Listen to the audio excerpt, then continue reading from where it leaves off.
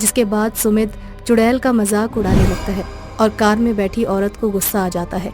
कुछ ही देर में वह औरत अपना असली रूप ले लेती है। चुड़ैल अपने असली रूप में आकर सुमित की गर्दन पकड़ लेती है और उससे बोलती है, 2 चुड़ैल का एक बेटा। जैसे ही सुमित ऑफिस से घर आता है वैसे ही उसकी बीवी पूजा सुमित से पूछती है, आ गए आप?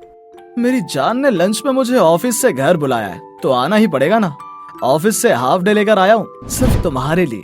बताओ क्या हुआ, क्यों बुलाया है आज इतनी जल्दी घर? आज पता नहीं क्यों पर मेरा मूवी देखने का बड़ा दिल कर रहा है। कितने दिन हो गए आपके साथ मूवी देखे। राजा भी जिद कर रहा था कि माँ आज आपको घर बुला लूं और मूवी देखने चलें। बस इसीलिए मैंने आज तुम्हें इतनी जल्दी घर बुला लिया। आखिर अपना एक ही बेटा है, अब उसकी ख्वाहिश तो हमें ही पूरी करनी है। बस इतनी सी बात? अरे भाग्यवान, ये तो तुम मुझे फोन पर भी बोल सकती हो। मैं ऑफिस में ही बैठे बैठे टिकट बुक कर लेता। पर चलो कोई बात नहीं, अब घर आ गया हूँ तो अपनी बीवी बच्चों के साथ थोड़ा समय बिता लूंगा। इतना बोलकर सुमित टिकट बुक कर लेता है और पूजा से बोलता है, ये लो, कर ली मैंने 3 टिकट बुक। अब हम तीनों रात को मूवी देखने जाएंगे, वो भी भूतिया मूवी। क्या आपने रात की टिकट बुक करी है? अरे पागल आदमी, टिकट बुक करने से पहले एक बार मुझसे पूछ तो लेते। आप तो जानते हैं ना कि रात के समय उस रास्ते से सिनेमा जाना सही नहीं है। उस रोड के दोनों साइड जंगल ही जंगल है और मैंने सुना है कि उस रास्ते पर एक चुड़ैल रहती है। वो चुड़ैल रात के समय आने जाने वाले लोगों को मार डालती है। अरे चुड़ैल बुड़ैल कुछ नहीं होता, और वैसे भी तुम्हारा बलम चल रहा है ना तुम्हारे साथ, तो डरना किस बात का? क्यों राजा बेटा? हाँ पापा मम्मी, हम लोग आज रात को ही मूवी देखने जाएंगे। रात को मूवी देखने में बहुत मजा आएगा। मैंने कभी भी रात में मूवी नहीं देखी। अब तुम दोनों इतना बोल रहे हो तो ठीक है, चलते हैं आज रात को ही भूतिया मूवी देखने। अब पूजा भी रात को मूवी देखने के लिए तैयार हो जाती है और वह तीनों रात को मूवी देखने के लिए निकल जाते हैं। तीनों अपनी कार से मूवी देखने के लिए जा ही रहे होते हैं कि तभी रास्ते में उनकी कार खराब हो जाती है। जिसके बाद पूजा सुमित से बोलती है, अरे इस रास्ते पर तो चुड़ैल रहती है और यहीं पर हमारी गाड़ी खराब हो गई। इसका मतलब आप समझ रहे हैं ना? क्या भाग्यवान, तुम फिर से अपनी चुड़ैल की कथा लेकर बैठ गई।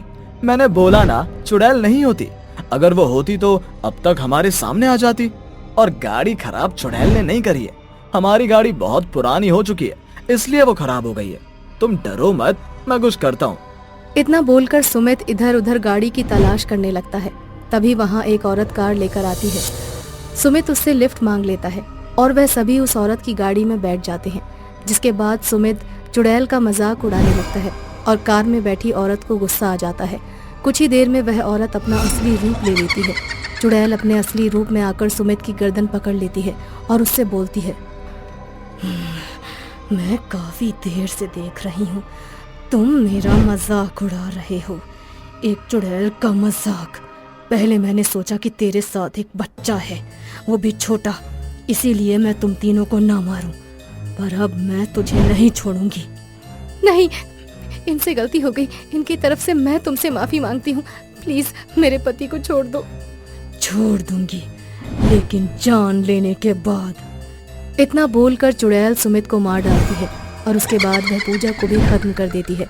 अब जैसे ही चुड़ैल राजा को मारने जाती है, राजा रोने लगता है और उसके मुंह से माँ शब्द सुनकर चुड़ैल का दिल पिघल जाता है और वह राजा को अपने साथ जंगल में ले जाती है और उससे बोलती है, राजा बेटा, मुझे बहुत अफसोस हो रहा है कि मैंने तुम्हारे माँ बाप को मार दिया, पर तू चिंता मत कर, अब से मैं ही तेरी माँ हूँ।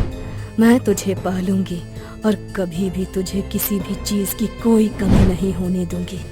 बस अब तुम एक बार मुझे माँ बोल दो। बोलो माँ, बोलो। पर मेरी एक शर्त है, अगर तुम मुझसे वादा करोगी कि तुम अब से किसी को नहीं मारोगी तो ही मैं तुम्हें अपनी माँ मानूंगा और तुम्हारे साथ रहूंगा, नहीं तो मैं खुद खुशी कर लूंगा और अपनी माँ के पास चला जाऊंगा। मैं वादा करती हूँ, अब मैं किसी का खून नहीं करूंगी। अब तो तू मुझे माँ बोलेगा ना? हाँ। चुड़ैल राजा से वादा करती है कि वह किसी को नहीं मारेगी। जिसके बाद राजा उस चुड़ैल को अपनी माँ मान लेता है और चुड़ैल के साथ उसी जंगल में रहने लगता है। ऐसे ही कुछ साल बीत जाते हैं और एक दिन खाने की तलाश में चुड़ैल राजा को घर में अकेला छोड़कर चली जाती है। तभी वहाँ एक और चुड़ैल आती है उस चुड़ैल को देखकर राजा उसके गले लग जाता है और उससे बोलता है, माँ, तुम मुझे अपने साथ ले जाओ। मैं उस चुड़ैल को और माँ नहीं बोल सकता। ये मुझसे बहुत प्यार करती है, पर है तो ये आपकी और पापा की कातिल ही ना। मैं चाहकर भी इसे माफ नहीं कर पा रहा। मैं इस चुड़ैल के साथ और नहीं रह सकता माँ। मैं जानती हूँ बेटा, और शायद इसीलिए मरने के बाद मैं भी एक चुड़ैल बन गई।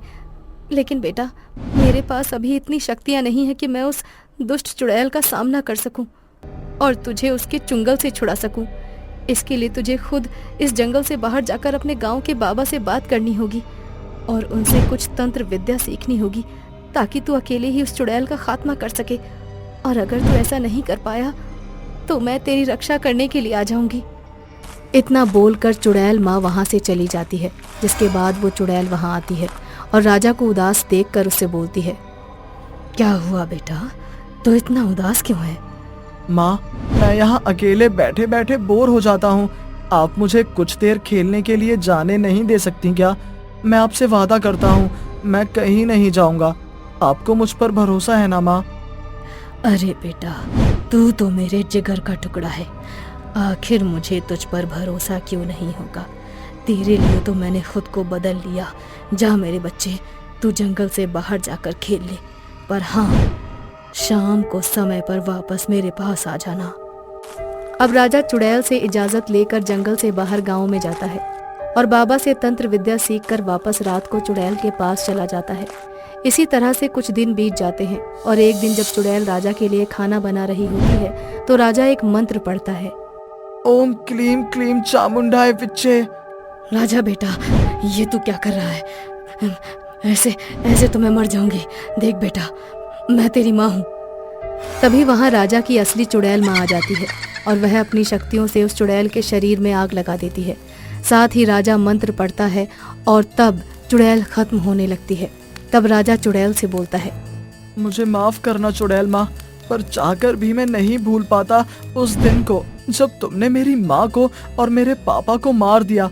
आज तुम्हारी वजह से मेरी माँ मरने के बाद एक चुड़ैल बन गई। मैंने बहुत कोशिश करी तुम्हें अपनी माँ मानने की, पर मैं कभी तुम्हें अपनी माँ के रूप में स्वीकार नहीं कर सका।